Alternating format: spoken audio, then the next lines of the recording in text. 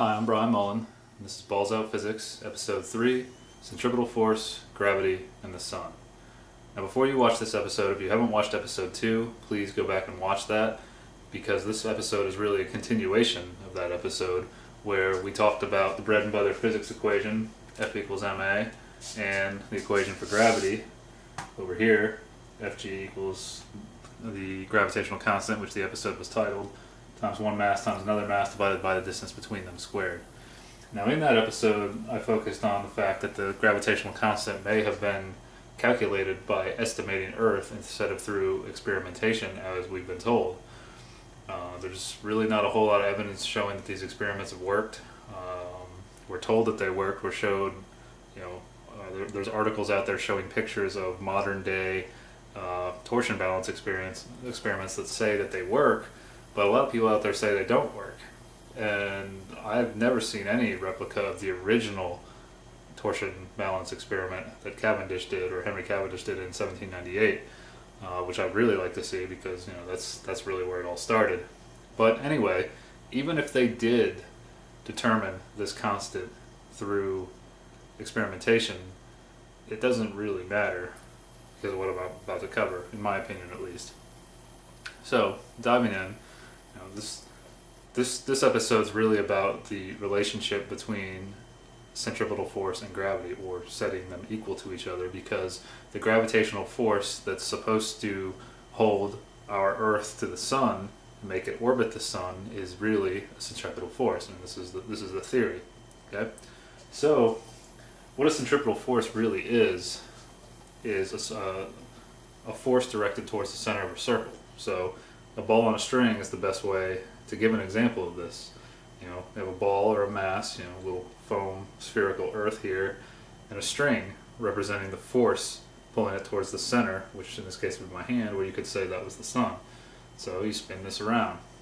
Okay, the tension in the string is the force. Okay, and that creates a velocity. The ball resists that force by traveling in a circle around the center point, or the Sun in the case of the solar system model. Okay. So I have written down the equation for centripetal force over here. It says centripetal force is equal to the mass, or the ball, times the velocity squared divided by the radius. So the velocity would be the speed that it's traveling at around the circle. The radius would be the length of the string in this case. Or if you look at the solar system model, which I've got drawn right here, with just the Earth and the Sun, it would be the velocity, the instantaneous velocity of the Earth at any point around the circle, and the radius would be the distance from the Sun, and the mass, of course, would be the mass of Earth. Alright, so it is the mass of Earth, not the mass of the Sun. Remember that. So this equation is really derived from F equals ma. Like I said, this is the bread and butter equation of physics. The only difference here is we're dealing with angular acceleration, or centripetal acceleration, whereas in the last episode we were talking about the acceleration towards Earth, or acceleration due to gravity, as it's called. Okay. So just to show how this works, acceleration, angular acceleration, or centripetal acceleration, call it AR, it's commonly called, is equal to v squared over r. And let's say, just for a quick example, that when I'm spinning this, it's traveling at 1 meter per second, and let's say that the length of this string is 1/10 of a meter, just to keep it easy, which is 0.01 or 0.1 meters. So 1 meter per second over 0.1 meters. And this is 1 meter per second squared, actually, up top, velocity squared, gives us 10 meters per second squared, which is pretty close to the acceleration due to gravity, or the acceleration at which things fall towards Earth, which is 9.81 meters per second squared. So the units are actually the same. Okay. However, in this case, the acceleration is considered to be acting towards the center of the circle, or towards where the tension in the string is for the spinning ball. Yeah. And if you remember in episode 2, I said that acceleration is any change of velocity. So since velocity has both a rate, as in miles per hour, kilometers per hour, meters per second, and a direction, if the rate remains constant but the direction changes, it is said to be constantly accelerating. So, theory is, since this Earth would be traveling around the circle, or it's actually, NASA tells us it's elliptical, but they also use this equation, which is based on a circle, this velocity is constantly changing as it travels around the sun. Okay, the velocity, the direction of the velocity over here would be pointing down to the right. Okay, it's pretty simple. So, Cavendish came up with this value of big G, and then they calculated the mass of Earth, as you saw in the last episode. And then they could move on to the sun. They were basically assigning numbers to the solar system model that Copernicus had come up with a few hundred years before. Okay, so as I've written here, I have centripetal force between the Earth and the Sun, or the force pulling the Earth towards the Sun, is equal to the force of gravity. So what you can do is say these equations are equal. You can actually set Fc equal to Fg. So let's just say Fc up here equals Fg. Okay? But this is really m squared, or m, excuse me, times v squared, getting a little ahead of myself there, over r is equal to big G, the gravitational constant, times the little m, which is the mass of Earth, times big M, which we're going to say is the mass of the Sun in this case, over r squared. Okay? Now, at the time, they were pretty sure they knew how far away the Earth was from the Sun. They used sextants and other devices to get a measurement. Now, of course, the way a sextant works, as I've looked into, the Sun can either be a few thousand miles away and 32, 33 miles in diameter, or it can be 93 million miles away and have a diameter that's 100 times the Earth. It's either or, based on how a sextant works. I haven't used one yet. I'd really like to. Nobody uses them anymore. It's an old-fashioned tool, but it'd be really interesting. But anyway, let's assume that they were right, and the actual distance in meters is, or in kilometers, is 149.6 times 10 to the 6 kilometers, according to NASA's fact sheet. And so the mass of Earth, just like the mass of the man in episode 2, cancels out. Kind of funny how this gravity equation kills the smaller mass. Anyway, it's nature, right? That's what we're told. So now you have the mass of the Sun, you've got the velocity of the Earth, which you know because you know the radius of Earth, and you can calculate the circumference of the circle, or the distance it travels around the Sun, which circumference, I'll write that over here, is equal to 2 pi r. Okay? So they already knew the distance, so they can figure out the velocity, because velocity is really distance over time. So what they can do is say that velocity is equal to 2 pi r, and we'll call over big T. In physics, big T is usually considered a period, or the time it takes to make one revolution, which in this case they thought was 1 year, because the Sun does its thing in 1 year. 4 seasons it takes, though they tell us 365 and a quarter days, which actually comes out to 31,557,600 seconds, which is what you would have to do to make all these units work. But I'm not going to go through all the numbers. I'm just going to show the algebra to show how this was done. You can look this up. This is all over the internet. So we need to isolate the mass of the Sun. We have everything else. We have the velocity, which can be calculated with this equation. We have the radius. Radius is the same over here, and they had the gravitational constant, which who knows how that was really determined, but it doesn't matter.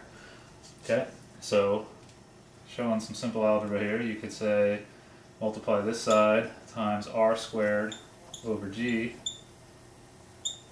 multiply this side times the same thing, r squared over g, just to show the steps. So R squared cancels, G cancels, G cancels. Over here you've got R squared times V squared over G times R. And then this R cancels. So you really just have R times V squared over G is equal to the mass of the sun. And that comes out to 1,988,500 times 10 to the 24th kilograms. Now this is many, many times more massive than the Earth. The Earth is actually 5.97 times 10 to the 24th kilograms, I think. Is that written down? Yep, roughly. So, many, many times more massive than the Earth, is what we're told. Which, you know, see the solar system model, the sun appears huge compared to all the planets. So, with this relationship now, they calculated the mass of the sun. But as you saw in the example, the mass of the Earth that's orbiting the sun cancels. So, well, the first time I did this, I kind of got a little excited at first, but then I realized, well, the mass of whatever's orbiting the sun just cancels out. It doesn't matter. And so I said, well, what can we do now? You know, because I thought for a minute I'd get to go calculate the mass of Jupiter and Mars. For some reason, I've always liked Jupiter, and that was my first thought. And I said, well, no, you can't, because the mass cancels out, as I showed. So let's go back. Get that equation back up here. What you can do, what people have realized though, is since V is actually equal to 2 pi r over the period, you can say V squared is equal to 4 pi squared times r squared over t, over the period squared. See, it's just this times itself squared. Okay, so going back to that original equation, we can write the centripetal force equation now, with that original relationship, that is. We can substitute this for V squared, and that'll give you that'll give you 4 pi squared times r squared over r, because r was still on the bottom, and this t squared comes down here, over r times the period squared. This r cancels and that r cancels, so you get 4 pi squared r over the period squared, or big T squared. Okay, and then set that equal to big G times little m times big M, mass of the sun, divided by r squared. Okay, now mass cancels again. But what you can do now, since you know the mass of the sun, or what they say you can do now, is determine the distance of anything orbiting the sun if you know the amount of time it takes, or the orbital period of that object, right? This is what's currently done. So what this breaks down to is you need to get r by itself, because r is the distance, right? Once you get r, you can determine the velocity as well, according to the theory. So to get r by itself, we multiply this side times r squared. Let's do r squared over 1. And this side times r squared over 1. That gives us 4 pi squared r cubed equals, cancels on this side, g times big M. And then we want to get r by itself over here, so we just divide by r pi, or by 4 pi squared. I'm not going to actually show the steps, but we'll just say r cubed equals g m, nope, I missed t cubed. And let me just write this out. What this actually works out to, instead of doing all the algebra for you guys, I can do it, I've already done it. And if you look this up, this is the period equation. R ends up being, so I'm not boring you with all the algebraic steps, the cube root of the gravitational constant times the mass of the sun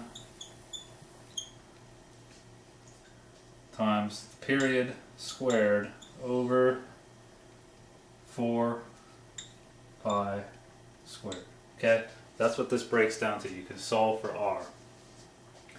And so what they say is that if you know the period, like for instance, Jupiter takes 11.86 years to do its thing. You know, we see it, if you pick a point in the sky and you record where it is in the sky, it will take 11.86 years to get back to that point. People have been watching these things, the wandering stars, as the ancients used to call them, or the planets, 8 of them, that, well, 7 we can see, we're supposed to be on one of them, since the beginning of time, as far as we know. So this is well documented. The period, or the time it takes for each one of these 7 entities to do its thing, is well documented. Okay, and so you would need to convert the time for Jupiter into seconds, and that is actually, just to throw a number out there, 374,198,400 seconds. It's a pretty long time. Lots of seconds. So you plug that in, you've got how far Jupiter is from Earth, right? Well, I don't really agree with this. And the reason I don't is because we got to back up here. The only thing that matters, according to this equation, is the mass of the sun. The mass of Jupiter doesn't matter, so Jupiter could be a golf ball, or it could be, what they tell us, something with a mass of 318 Earths, roughly. So, based on this, the mass doesn't matter. What about this over here? This original proportion that I talked about in episode 2. As the mass of each object increases, the force of gravity increases. As the mass of one of those objects decreases, the force of gravity decreases. But the way I look at this, it's saying that the sun controls only. Let's back up a little bit. Maybe I'm getting a little ahead of myself here. Go back to this original relationship. We don't need to do this anymore. We'll go back to just keeping it simple. You say the centripetal force Fc. You say the centripetal force Fc is equal to the mass of the object orbiting the sun, which we still have as the Earth here, or Jupiter, or Mars, or whatever you want it to be, times the velocity of that planet or wandering star, divided by the distance from the sun, r, is equal to the gravitational constant times the little m, which is the mass of Jupiter or Mars or Earth or whatever, times big M, which is the mass of the sun. I'll write M sun here to clarify that, times the distance that object is from the sun squared, and that's equal to the force of gravity. These are said to be equal, and this is how the solar system was built, or that's how we applied numbers, or they applied numbers to our solar system. Okay. Well, this math is canceled.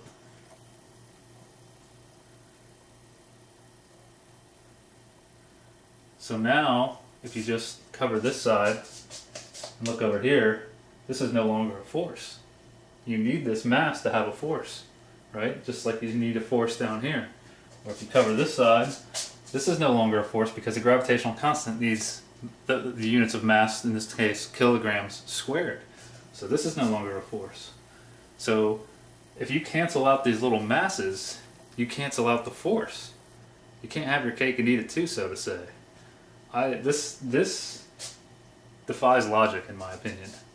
How can you say that the mass of the object orbiting the sun does not matter?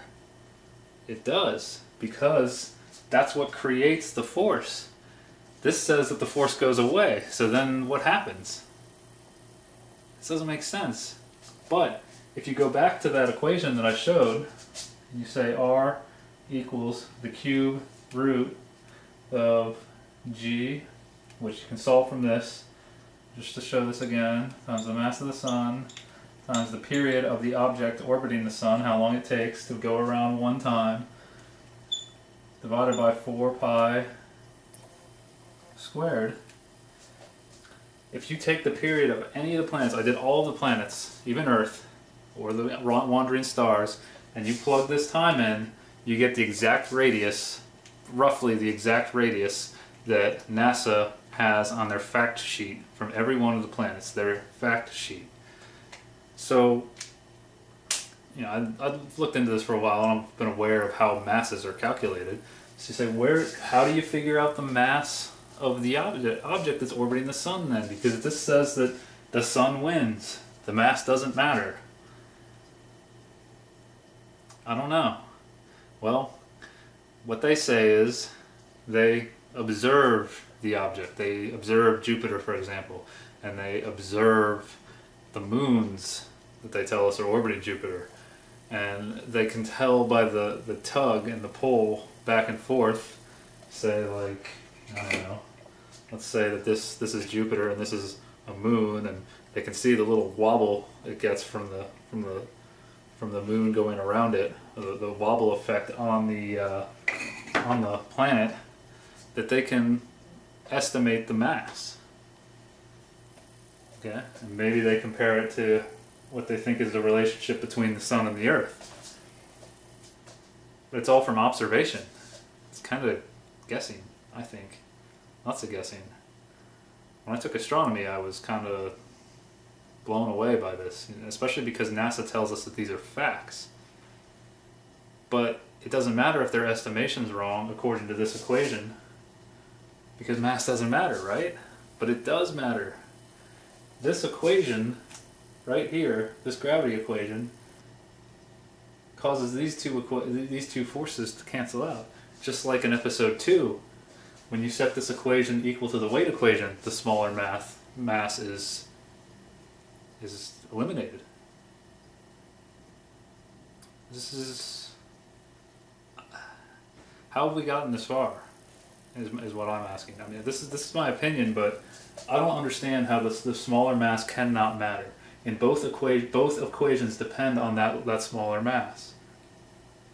Just because the mathematics works doesn't mean it's logical. This is a huge mistake that I think we've been making for years. If somebody writes an equation and the math works, things cancel out and you get a number, and we think we've actually figured something out, but you always have to employ logic. Actually, Tesla had a lot to say about this, and if you know anything about Tesla, I think he was the greatest engineer that ever lived, but that's why we have alternating current, and it's kind of strange that we don't really hear much about him in our history books. Anyway, so I started thinking about this, and well, I started really thinking about this equation and how it came about, and how it makes this guy over here win. Sun wins. Sun controls.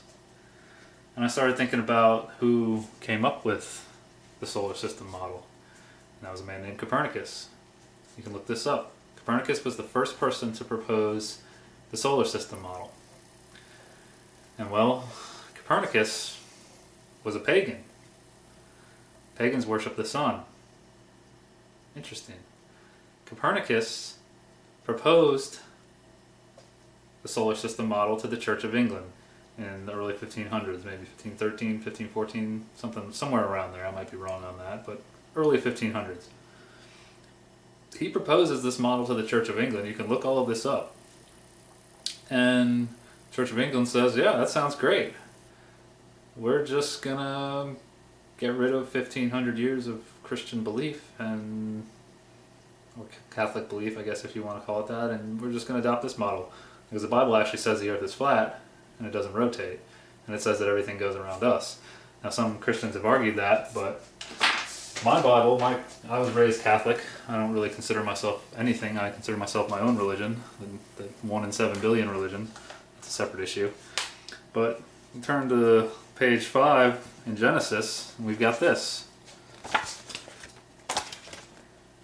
New American Bible, Catholic Bible. What's that? That shows a flat earth with a firmament and the stars and the sun and the moon going around us. That's strange. And they would just give it up because a pagan came and told them that everything goes around the sun? People hammer science and say that science is the answer. They don't realize that the science of their world and this solar system that we're supposed to live in actually came about through religion. Very strange to me.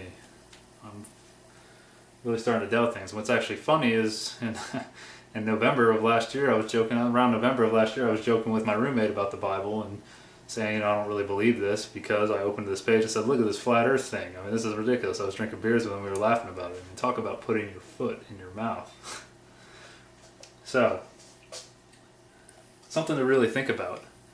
You know, the Freemasons came along, obviously, or not obviously, but I said in the last episode that Newton was a Freemason and so was Henry Cavendish. And if you study Freemasonry at all, you'll find that they have a lot of sun symbolism. They really seem to like the sun. Is that a coincidence? I don't know. You know, I'm asking questions here, like I said. If I'm proven wrong, great, you know, I can go back to living a normal life, I guess. What we thought was a normal life. But think about this relationship and how this equation, in my opinion, seems to be designed to do exactly what they wanted. A solar system. To make us revolve around the sun, or to make us worship the sun. Are we worshiping the sun through science and we don't even realize it? You should look into some of these organizations, some of these secret societies that seem to be prevalent throughout politics, science, or even religion. The Vatican has a lot of sun symbols too, which I find very strange. Why did they give up what the Bible said in 1500? Something else to really think about. You know, since I started studying this, I've started watching the sun. Now, I don't recommend looking directly at the sun because you'll see spots for a little while. But if you notice, the sun comes up in the east, comes up above the horizon in the east, and as it moves through the sky in the day, it starts off, the diameter appears to be a little bigger than it does at midday. And it's very noticeable when you look at the moon this way. The moon does the same thing. The sun and the moon move through our sky at the same way, really. I mean, of course, the sun is moving faster than the moon. It seems like, you know, the moon has a different period compared to the sun, but they both do the same thing. You would think if one's going around us and we're going around the other, and the other moves through our sky because we're spinning around our axis, you know, if we live on a ball Earth, you know, if this is our axis and we're spinning and this is what makes the sun move through our sky, that they wouldn't do the exact same thing. Actually, I think it would be very clear to us that we are rotating relative to the sun and that we are moving around it. But they both do the same thing. Think about that. How is that possible? I think they're both going around us. How can they not be? I don't know. Maybe I can be proven wrong on that. But if you want to look at the sun, I highly recommend getting a welding mask.